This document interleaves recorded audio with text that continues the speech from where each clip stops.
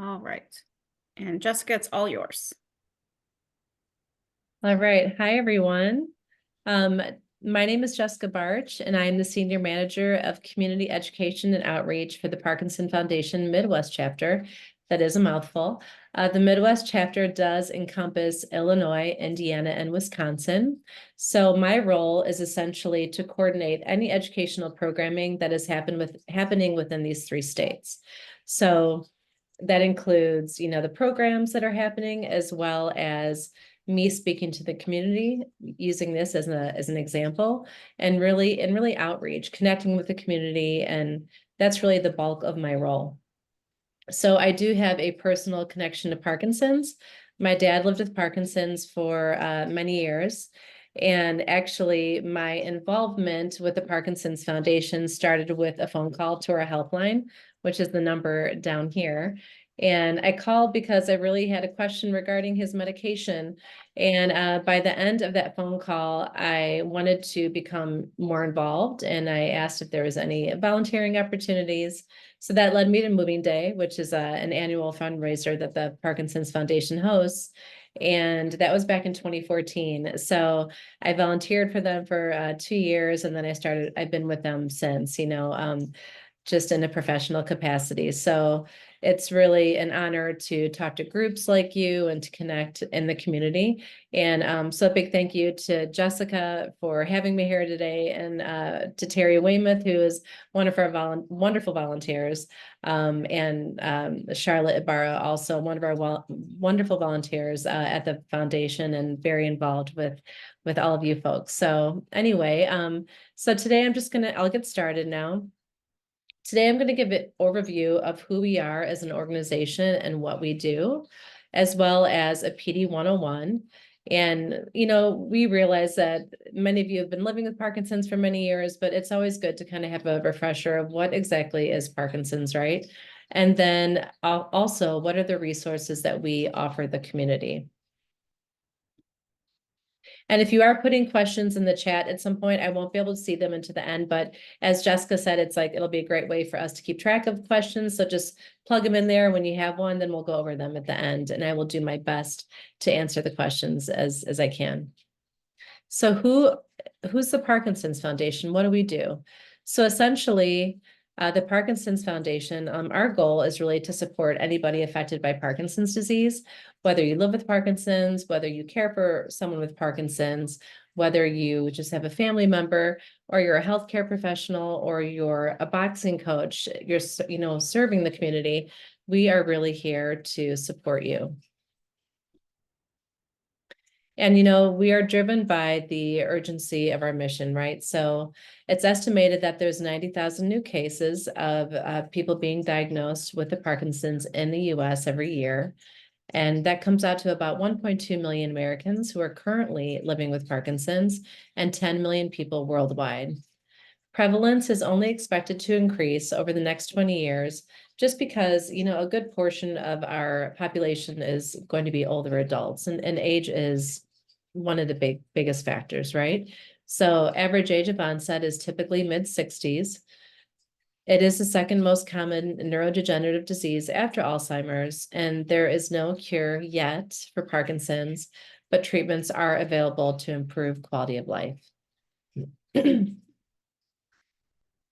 So the Parkinson's Foundation is guided by these three pillars. The first being ensuring better care for everyone with Parkinson's. The next, understanding Parkinson's through research. And then the third, educating and empowering the Parkinson's community. So let's look at these pillars a little bit more closely in these next slides. So the first pillar, ensuring better care for everyone. So the Parkinson's Foundation has started something called the Global Care Network. And the Global Care Network consists of centers of excellence, comprehensive care centers, and community partners in Parkinson's care. So what is a center of excellence? A center of excellence is a hospital or healthcare system that has been given the designation of giving great care to people with Parkinson's. So for those of you in the Indianapolis area, we do have a center of excellence, and that is IU Health. And so in order for a hospital to get this designation, they have to go through a really rigorous checklist. And just to name a few requirements to be a center of excellence, they have to see a certain number of people with Parkinson's and give them care. They have to be involved in Parkinson's research. There has to be a movement disorder specialist on that team, neurologist. And just to make a quick point, for those of you who do not know what a movement disorder specialist is, that is a neurologist with additional training in Parkinson's and movement disorders, because Parkinson's falls under that diagnostic umbrella of a movement disorder. So a movement disorder specialist is a neurologist with additional training. So there also has to be physical therapy involved, speech and language pathology, and OT, and more of a multifaceted approach to the care of that patient with Parkinson's. So that is a center of excellence. We do have 3 total in our chapter, and remember, our chapter is Illinois, Indiana, and Wisconsin. So again, IU Health, and then we have 2 in Illinois, and that is Rush Medical Center and Northwestern. They're both in downtown Chicago. And then we have 1 comprehensive care center, and that is in Wisconsin, and that's in Milwaukee, and that is Froedtert and Medical College of Wisconsin. And as far as a CPPC, which is a Community Partners in Parkinson Care, the description of that is basically kind of like a membership program for assisted living, home health care agencies, and that designation is a membership. And really what it does is it educates its employees to take better care of their clients with Parkinson's. So I believe in the Midwest chapter, we have 3 CPPCs. And also just to note, the Center of Excellence, we have also them in 9 countries abroad. So Germany, Netherlands, Israel, Taiwan, and more. And then that second pillar, understanding Parkinson's through research. So since the Parkinson Foundation founding, we have invested $449 million in Parkinson's research and care. And one great thing that we do is we really try to encourage the bright minds, these new scientists, to come over into this neurological space, right? Because we understand this is kind of a niche, right? Parkinson's and other Parkinsonian type disorders. And we really want to get more people into this research space to find a cure and to treat people with Parkinson's. So then since 2010, we have funded 678 scientists to come into this space and have given them grants. And another research initiative I just want to highlight is PD Generation. So the Parkinson's Foundation offers genetic testing and counseling at no cost to someone with a Parkinson's diagnosis. So this is being offered at select centers of excellence, and you can go to parkinson.org/pdgeneration to see what those locations are. And if you go to a center of excellence, what they do is a blood draw. And what they're trying to identify is 7 mutated genes associated with Parkinson's. And they're trying to creating a database to accelerate research, right? So it's a really great way to get involved in research that's really non-invasive and kind of on the simpler side. You can also do this from your home, which is really great. And that is a cheek swab kit that we send to you. And basically you swab your cheek 2 different times. You send that back in, mail it to us. It has all the instructions in it. And you, again, you'll be contacted by a genetic counselor to really go over those results. So to find out more about PD Generation, you visit parkinson.org/pdgeneration. And then this third pillar, the one that is very near and dear to me, educating and empowering the community, like we're doing today, right? So the Parkinson's Foundation has really great free resources, and I'll go into those a little bit more in depth later on in this presentation. But we have books, we have our hospital safety guide, we have a podcast called Substantial Matters, we have our wonderful helpline. So we just have really great resources. And my goal really is to make people aware of these so they can have access to them. Okay, so Parkinson's 101.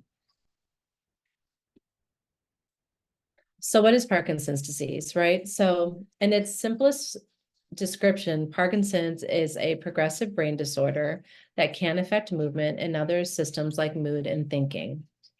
It occurs when neurons, which are nerve cells deep in our brain, stop working.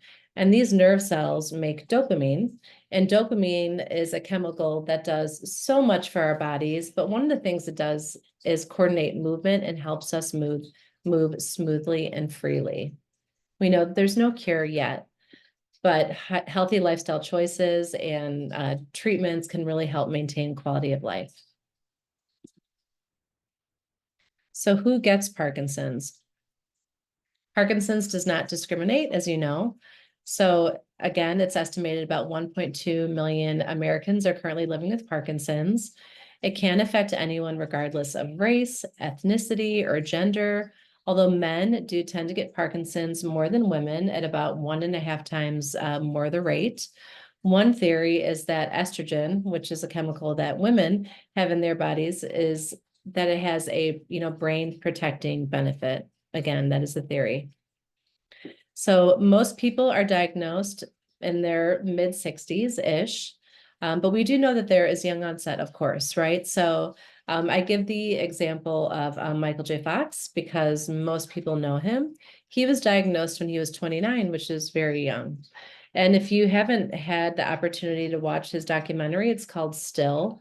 It is a wonderful documentary that really chronicles his life with Parkinson's, and it's just a very poignant and very touching documentary, and I highly recommend it. So 10 early signs of Parkinson's. So tremor, the one that we think of as the most obvious, right? And small handwriting. So that's also called micrographia. That is something actually that my dad experienced. His handwriting would get smaller and smaller. You would see his signature, and his signature would change. It became smaller, almost went on an angle and kind of petered out that way. Loss of smell. Many people report a loss of smell years prior to a diagnosis. And we always say this, if you have, one of these signs, not to be concerned, but if you have, 2 or 3, it's always important to talk to a doctor, right?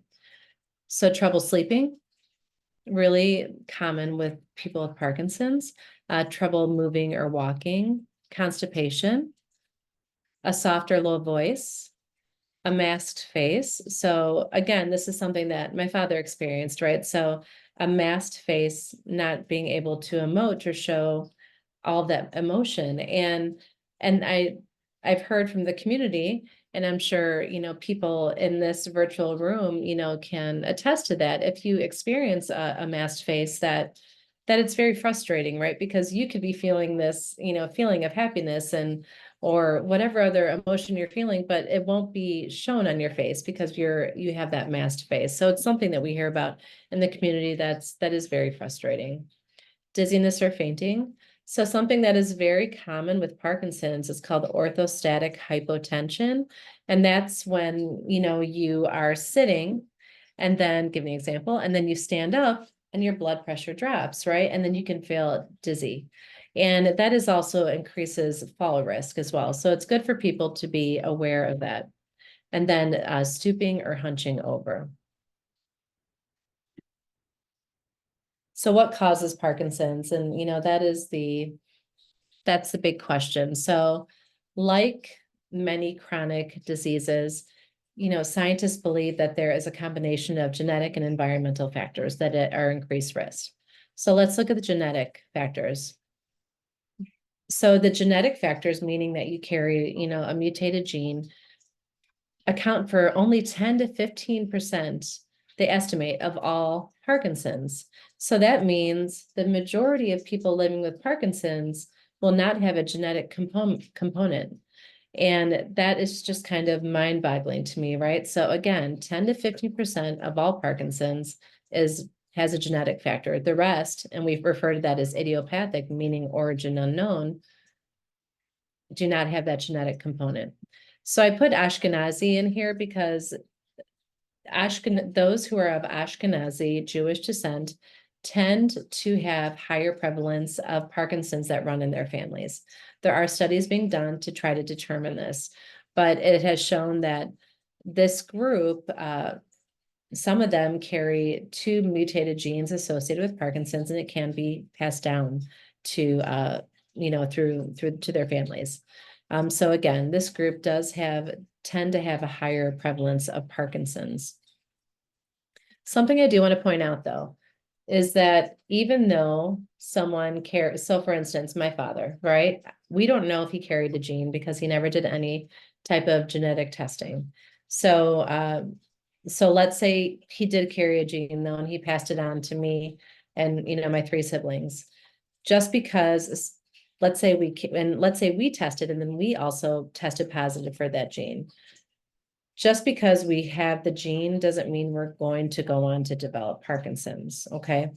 And we do have an increased rate, but they estimate it's like 1 to 2% higher than the general group of people who do not have a family tie to it. So I just want to point that out. Let's look at environmental factors. So a prolonged exposure to an environmental toxin. So I list these occupations: farmers, firefighters, welders, Agent Orange.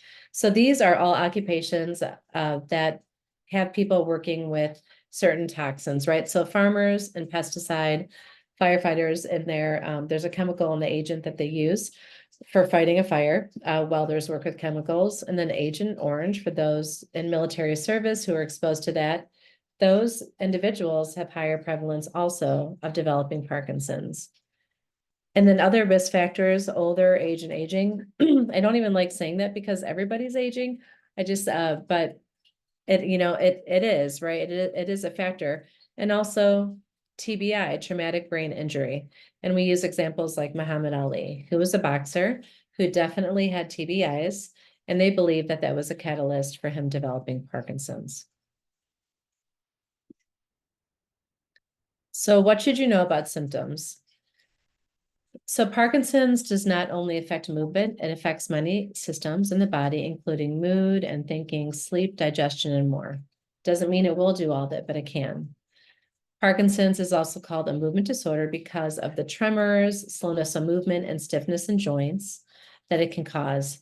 And they estimate that that there's already a loss of 40 to 60% of those neurons that I talked about earlier, prior to even the movement symptoms showing. So basically what I'm saying is that if someone has a tremor and they're exhibiting a Parkinson's symptom, that means that they estimate that 40 to 60% of those neurons have already degenerated.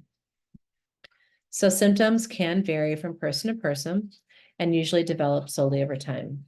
So I'm sure you've heard in the community, especially, many of you having Parkinson's, or, your partner or spouse having Parkinson's, that Parkinson's does vary greatly from person to person. And they refer to it as almost like a snowflake disease, right? Because no two snowflakes are alike.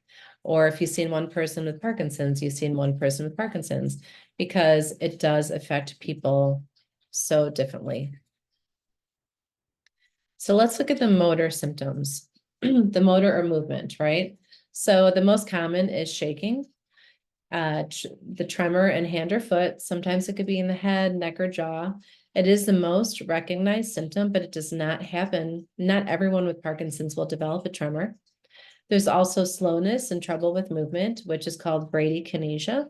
And that was also one of my dad's first symptoms as well. He would be eating at, whatever, we're eating dinner, and his utensil, he would go very slow from plate to mouth.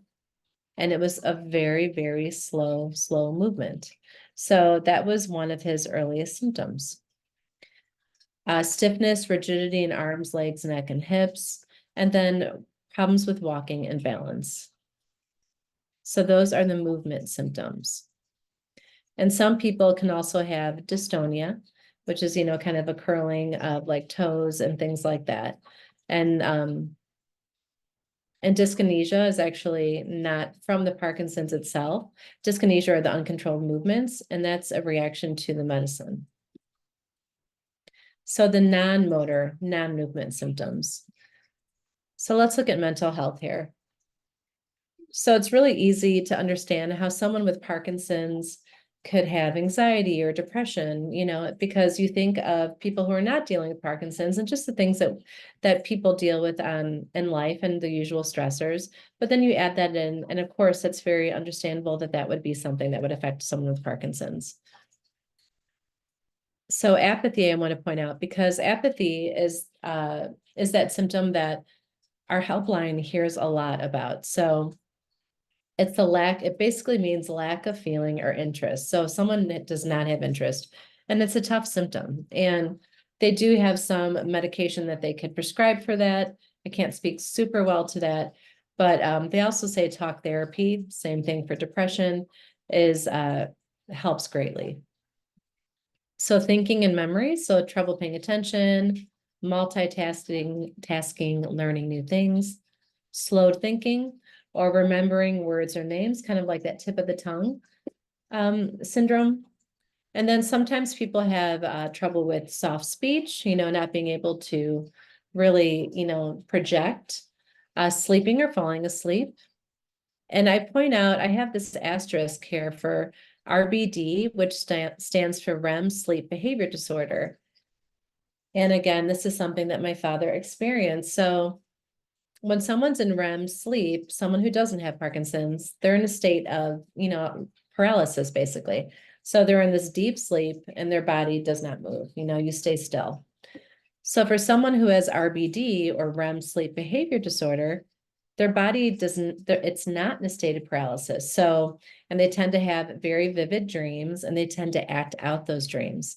So that was something that happened maybe a couple years prior to my dad's diagnosis. Excuse me. So essentially he would be asleep and he would have a dream that someone was breaking into our home and he was protecting the home and he was fighting off this person. In reality, he was hitting my mom who was next to him in bed, and we hear about that stuff pretty often. So RBD is really a lot of times the percentage I've read up to 90% of people who experience RBD develop Parkinson's. That is, and I've read different percentages, but that's one that I read most recently. Daytime sleepiness and fatigue, very common. Again, constipation and hallucinations. So I want to point out that hallucinations don't happen to everybody, but they can, but they definitely don't happen to everybody. And a hallucination is seeing something that's really not there.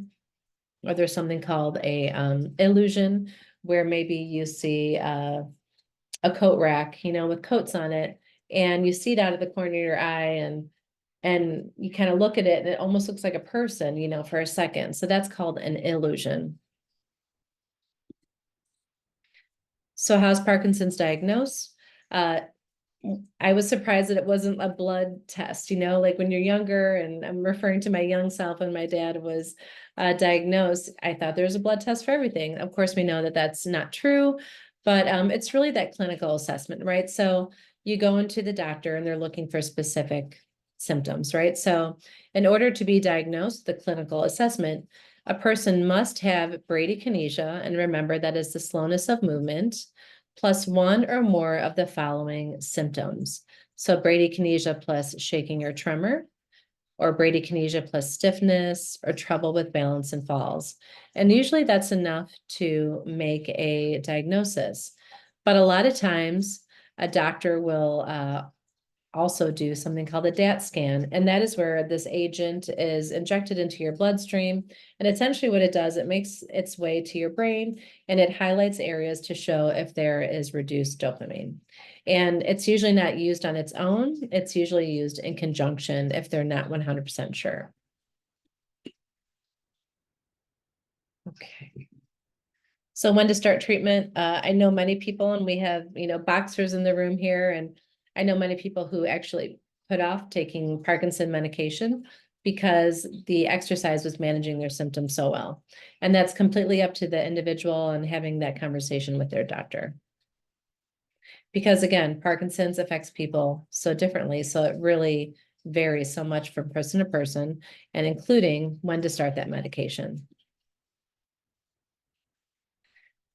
So if you're able to have a healthcare team, it's really recommended because it's really that, again, that multifaceted approach to your care, right? So a movement disorder specialist or a neurologist, a nurse, PT, OT, speech and language pathologist, social worker, psychologist, pharmacist. We realize not everyone's going to do all of these things, but if you can get these, the major ones in here, right? So the movement disorder specialist or the neurologist, a physical therapist, an occupational therapist, and a speech, that's amazing because really these other disciplines can really help with that day-to-day and the quality of life. And we get this question in the community, when do I start that? The sooner the better. I mean, really, it is so beneficial for you to really employ these other disciplines.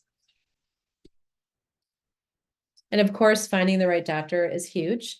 I think all of us have had experiences with doctors in general, right? Finding a doctor who is not only bright, but has the bedside manner and that temperament that really works with you. So if you don't have that, try to find another one because you're going to be with this doctor for a long time. And if you ever need guidance, this is our helpline number.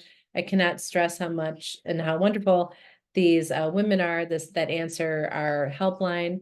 They are retired nurses, nurses that are still employed. We have social workers, and they get annual training and they're up to date on all the information. So if you have any questions and you need guidance or just need a ear and you just have to talk to someone just like, oh, having a bad day, you can call them. They're wonderful.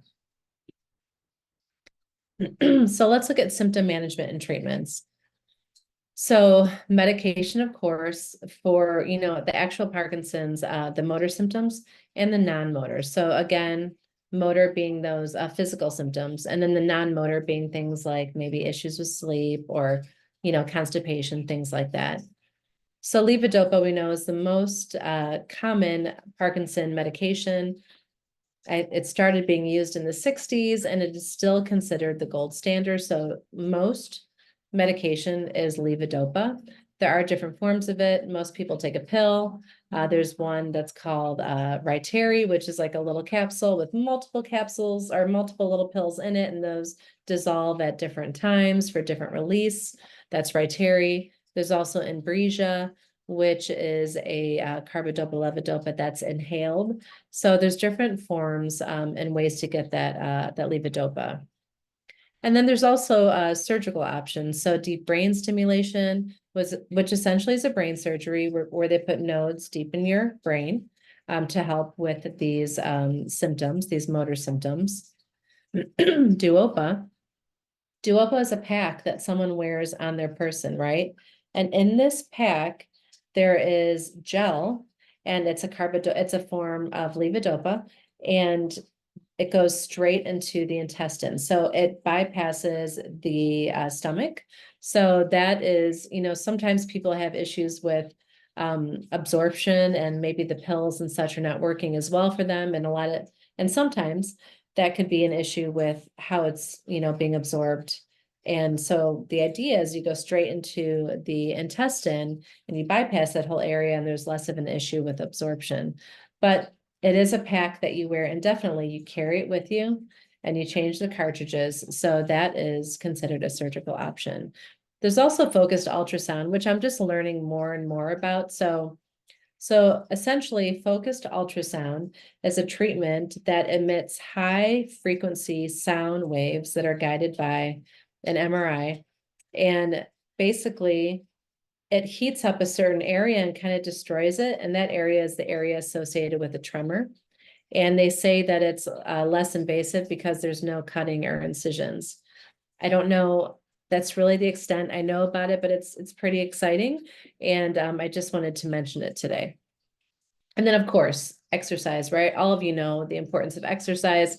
I talk about rock steady boxing at every single presentation that I give. And there's so many people who do not know about it. And I love being the one to tell them about it. And I love saying, you can go to Rocksteady, Boxing's website, you can find a class near you, and really just to explore it, because as you know, it is not only exercise, but it's community. And I just think it's a wonderful program, and I'm so glad that all of you are involved in it. And then Power Moves is another great exercise, and Tai Chi for balance and such. And then, again, those just the other disciplines that I talked about, PT, OT, and SLP. So something I want to highlight, if you have not heard of this, so LSVT Big and Loud.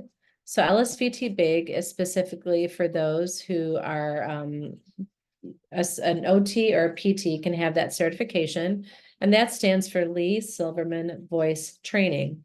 So LSVT Big really focuses on working on your movements, right? So really recalibrating your body to have bigger movements and really try to recalibrate to what you were, before Parkinson's, right? So instead of like taking smaller steps, they really work with you to take a big step. And in that process, it kind of brings you back to what you were.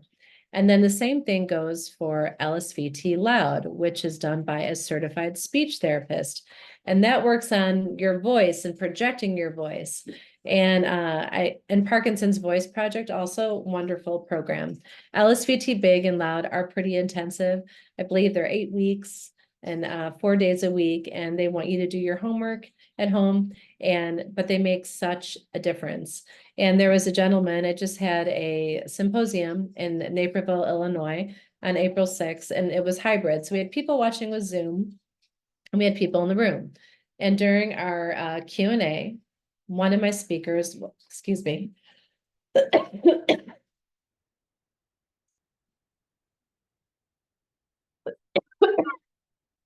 sorry guys, my throat.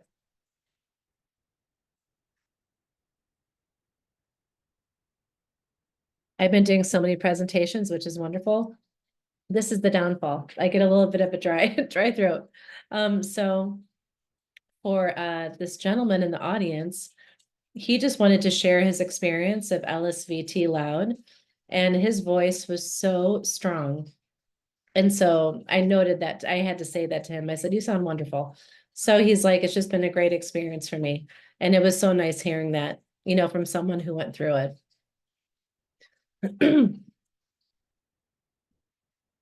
All right. Okay, so this is a website I want to point out. So medications, there's many, and I can't speak, very well to them because I'm not a neurologist, but I wanted to point out our website just so you can dig a little deeper and look at the different medications that are offered for Parkinson's. So that's parkinson.org/medications. All right, and then our exercise recommendations. So this is our fact sheet, and it's so great. This is one of the fact sheets that is taken most of the time from my tabling events.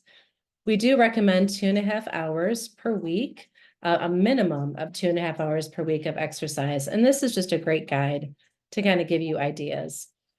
That could be downloaded on our website, and I'm going to show you that in just a minute here. And then nutrition. So you know that we recommend the Mediterranean diet. That's really recommended from everybody, right? So we're looking at healthy fats like oily fish, salmon, and tuna, dark green leafy vegetables, really brightly colored fruit.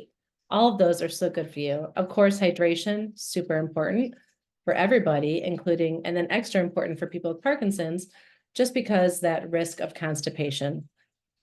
And I always bring this up because it's really important to talk to your doctor about protein and how it may affect your your medication absorption.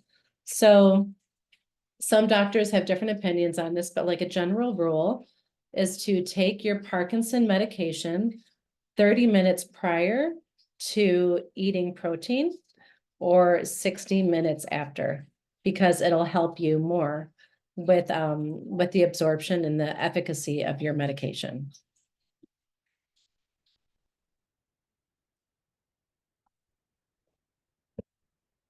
So key takeaways. Parkinson's disease can be managed effectively. It does vary from person to person greatly. And everyone should get a very personalized treatment approach to the care. And exercise is medicine, as you all know that. Okay, and resources we offer the community. So I'm just listing, some of them here. We have so many. Again, our helpline, PD Conversation, is an online forum where people can chat. Educational books, I'll show you how to order those. Our fact sheets, webinars. We have so many webinars, and we did kind of build that up also during the pandemic, which is a silver lining. Our YouTube channel, podcast, Substantial Matters, and Hospital Safety Guide.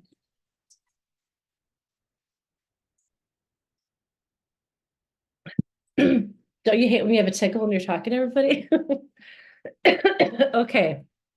So if you go to parkinson.org/PD library, you will see all the resources we offer. And this is really the digital platform, right? So we have our digital books, our audio books, webinars, fact sheets, and podcasts. And then if you go to the parkinson.org/store, this is where you order our printed resources. And then last is this parkinson.org/Kindle, and those are 99 cents each.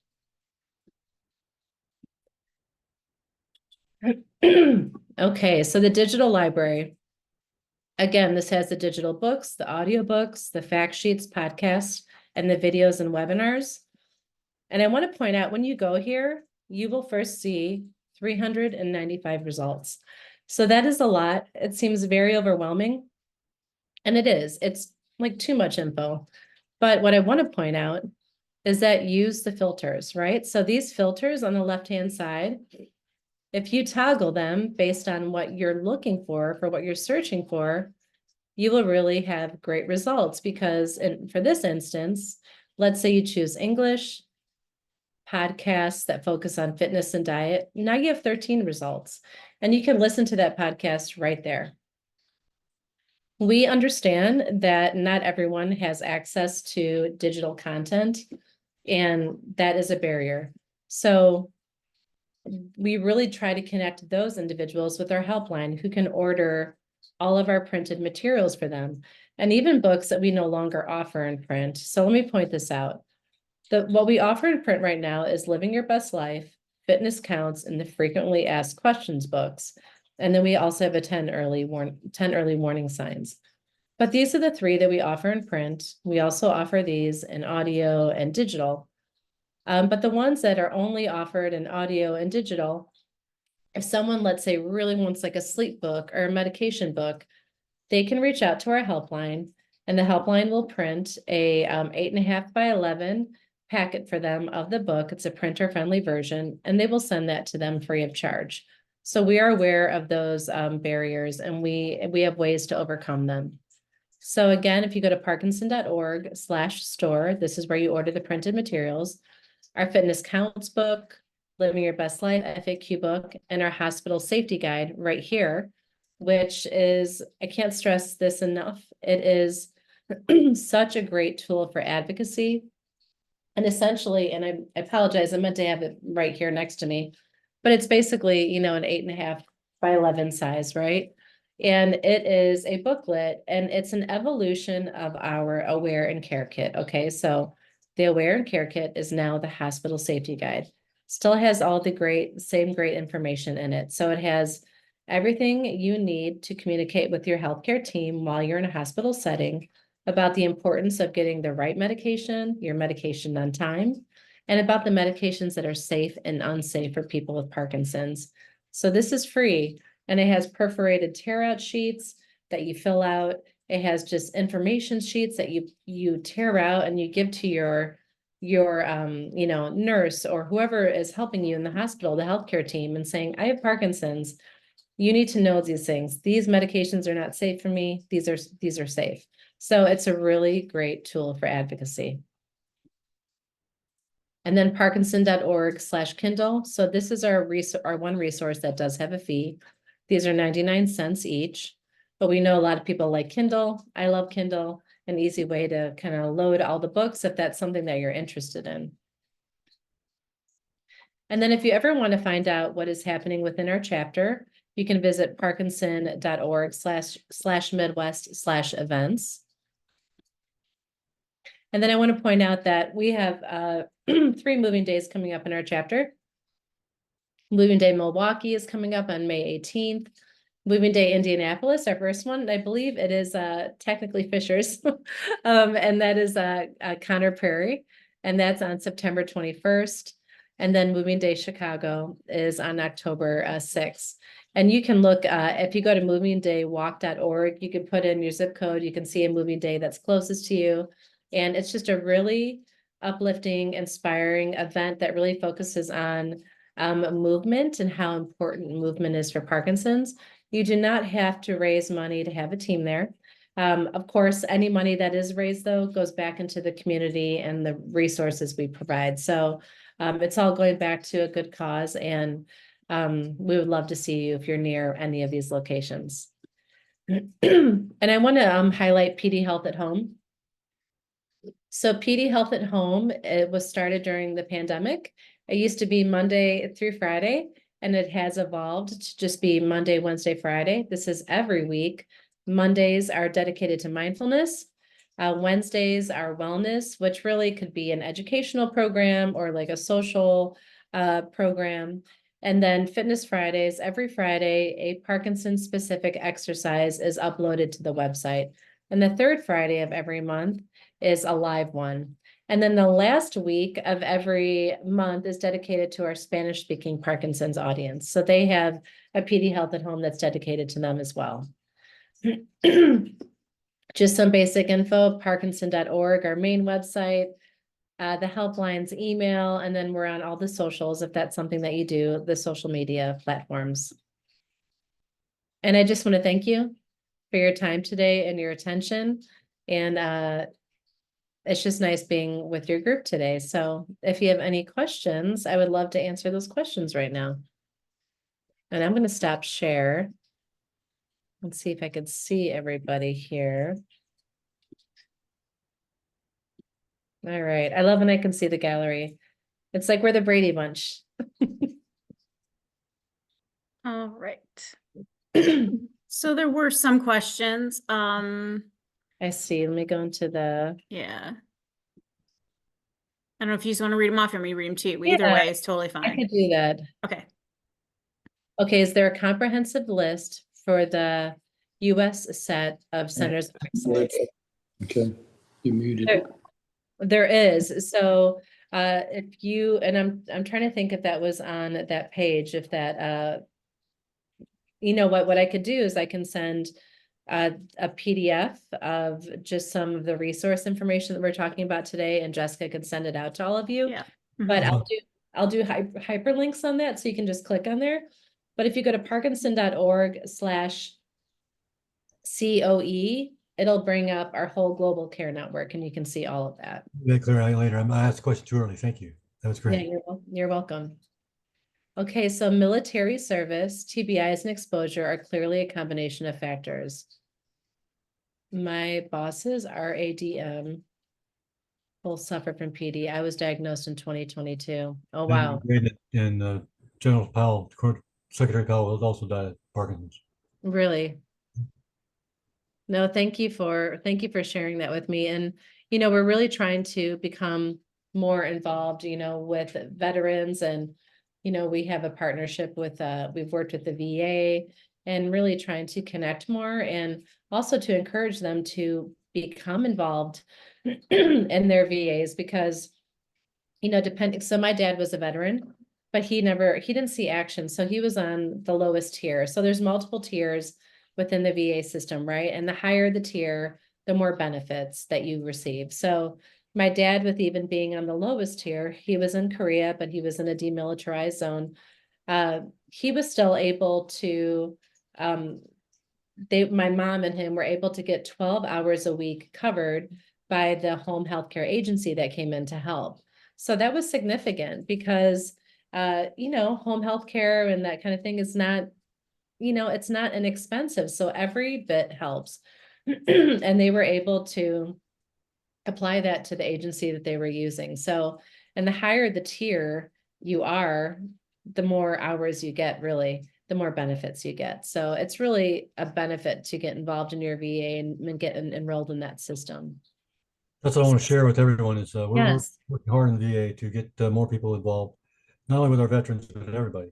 So Yeah. part of our challenge is, just as you described earlier, getting people active every day, not just a one day of activity. I'm a perfect example of that. I was always active doing something. So I immediately got involved in Rocksteady Boxing. But I also got involved with Speak Out and folks there and through my Yeah. college here, Eastern Washington University. So they saved my life, basically. They did. No kidding. And I'm going to do everything I can to help everybody get to know everything about these people as an advocate for everybody. So if anybody needs anything about keeping people active, always call me, please, anytime. Thank you so much. Yes, ma'am. Thank you. No, I appreciate you saying that. It's so important. So Clearly, thank you for sharing that. So Michelle here said, is there a list of mental health talk therapy professionals in Indianapolis that specialize in Parkinson related depression? So that's a good question. I just had that symposium on April 6th, and I had a neuropsychologist who works with people with Parkinson's. He's out of Illinois here. But he recommended a website that I will also send to you, and I cannot remember. I believe it might be Psychology Today. And he recommended that website because you can filter it by, different, basically like for care partner or for caregivers for, chronic disease or chronic illness. And that's the thing too. So not everyone is going to be have the knowledge of, Parkinson's specific, but they recommend that you would see someone with chronic illness, right? And that has that experience working with those with chronic illness, because a lot of those can be applied in counseling. So what I will do is I'm just going to make a note to send that information over to Jess so she can, I'll put it in a slide again where it's hyperlinked, and you could just click on it and it'll bring you right there. And you can also call our helpline because they do hold an internal list, and they might have a name for someone close to you in your proximity. Okay, so is it a Thursday program? I would like to share an idea with everyone at the end of this as a chance. Maybe we get your slide deck. Yes, so I will send the slide deck. And are you looking for the whole slide deck? Is everyone interested in that? I am, yes. Okay, so what I could do is just make sure I have some of this additional information on that slide deck. And Great. when you're asking if it's a Thursday program, what were you referring to? Just so I understand. I'm sorry? Oh, you said, did you say TH program? Is that Thursday program? I don't think so. Let me look back at what I wrote. I'm sorry. Oh, you're fine. I'll just go to the next question. We'll come back, okay? Sure. Thank you, Jeff, for the compliment. I appreciate that. So what is your relationship with the Fox Foundation? So the Parkinson's Foundation with the Fox Foundation, the Parkinson's Foundation, our relationship with the Fox Foundation, a lot of times we are national sponsors for each other. So like, for instance, Fox has that wonderful PDIQ&U. They do like a big kind of symposium / conference that they bring to specific cities. So we have been their national partners for that, to support that. But we really mainly focus on with our partnership with Fox on policy and things regarding, like the bill to end Parkinson's and policy regarding Parkinson's disease. So, we're really trying to work together to figure out more ways to fund research for Parkinson's. So that is really how we work mostly with the Fox Foundation. Okay, so the PD biopsy, I'm learning more and more about this. So Walter asked that question. So I believe that you're referring to the skin testing, Walter. Is that correct? Let me see if I could see what. A thumbs up, Walter, because you're muted. Is that right? The skin testing? Okay. So there is, and I can't speak really super well to this, but the basics that I know. So there's skin testing for Parkinson's. It's not done typically on its own, but basically what they do is they take 3 punches, skin punches, and they're in different areas of the body. Like one might be on the leg, and I don't know where the other 2 are, but what they're looking for is something specific in that skin testing that really is indicates that that person might be likely to get Parkinson's. So it's not something that's being done necessarily just like on its own. I wish I could speak super well to this.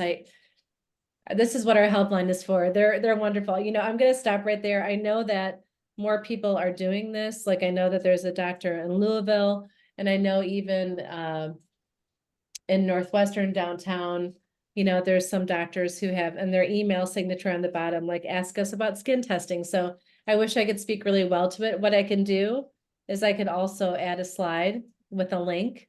So you can click on that and find out more about that. So I don't want to give you incorrect information, but it is 3 punches done in this, like 3 little punches done on the skin in 3 different areas of the body. And they're looking for a specific something that is shown on the skin that can indicate that the person might develop Parkinson's. So I apologize, I cannot answer that better. Okay, so I am advocating a direct linkage of the VA with the Parkinson's Voice Project, Rocksteady Boxing, the Parkinson's Foundation, and Fight Camp. That'd be awesome. I would love to do, I would love to do all of these things. You know, I just think of, this is how, you know, these opportunities can start. So we can definitely continue the conversation, but it's, you know, I love being here with you and just interacting with Rocksteady Boxing in the first place. The concept is, get some of these folks. I have some veterans in wheelchairs. They can barely move. You know, so they're hurting guys, and I've got them boxing through the deliberate process. Okay. Actually talking for the first time in years. They're presenting in class. They're doing those sorts of things. So it's amazing. From going through the Parkinson's Voice Project and such, and the exercises, Right. They're amazing. They're amazing. They're heroes. They're jumping out. I'm getting them to do it with me. I've got Parkinson's myself. Okay. I'm a recent graduate of the Speak Out program. I'm going to be an advocate. I'm going to be an advocate. I'm not there yet. And I'm going to do this. I'm going to do it. Okay. So anybody that wants to get on board with me.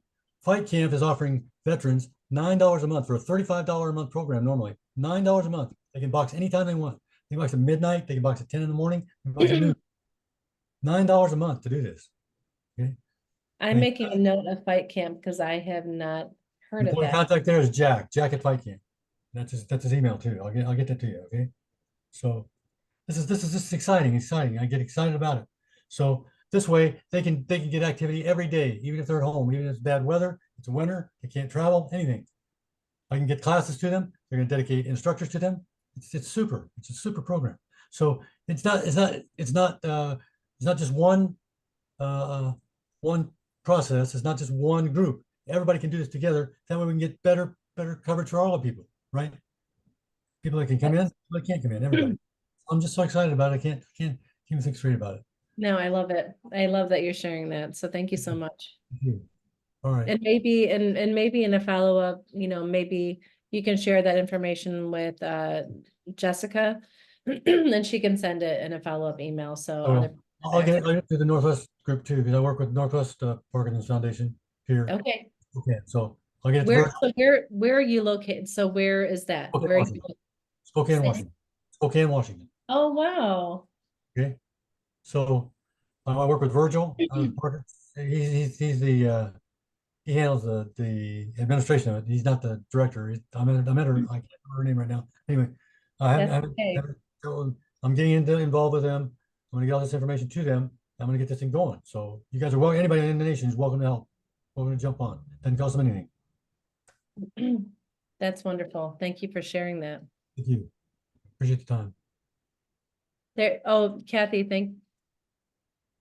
thank you for sharing that. So Kathy says, I've had the skin test. It checks for a protein Mhm. in the shoulder, knee, and the ankle. And Charlotte, North Carolina. Okay. It says, thank you. And then my goal is to get all the info out as possible. For example, there is an Australian typing test that can give a good indicator of a person has Parkinson's. Is that what it is? Or ma'am, or they have a propensity for it. Wow. My physical I therapist, love learning new things. it's amazing. These are non-invasive things that they can tell you things, you know. These are the words I'm gonna get to the veterans, because people can do it on their own and just figure out if Yeah. they see a doctor, right? They can't decide they got Parkinson's, they can decide, I got these problems. I never had a tremor in my life. I still don't have a tremor. I don't tremor, nothing. I fell, my handwriting fell. I had beautiful handwriting. I can't even write my name now. It's crazy. So, you know, and I fell down one day, cut in the grass. My therapist that I got sent to because I bruised my leg, he says, "You got Parkinson's." I said, "How do you know?"